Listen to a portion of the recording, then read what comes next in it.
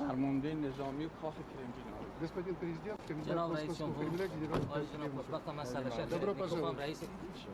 رئیس نظامی کاخ کرملین خوش آمد میگم.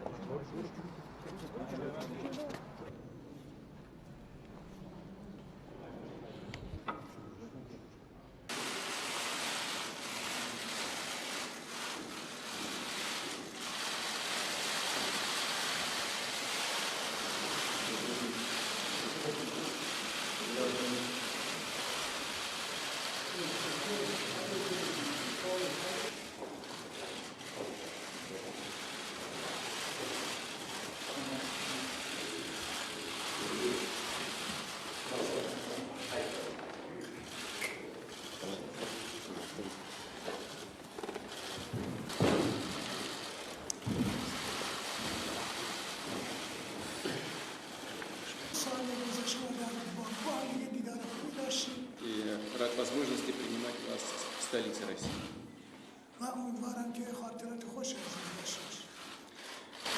Россию и Иран связывают многие годы, если не сказать столетия сотрудничества. Мы уже более 500 лет поддерживаем дипломатические отношения.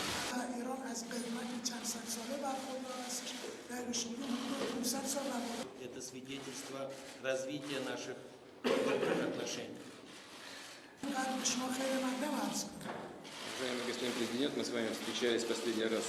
Между двумя странами развивались позитивно.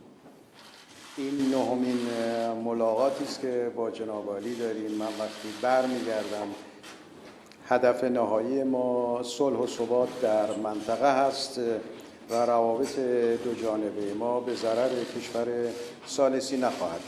تأخیر دو کشور برای مبارزه با تروریسم و ثبات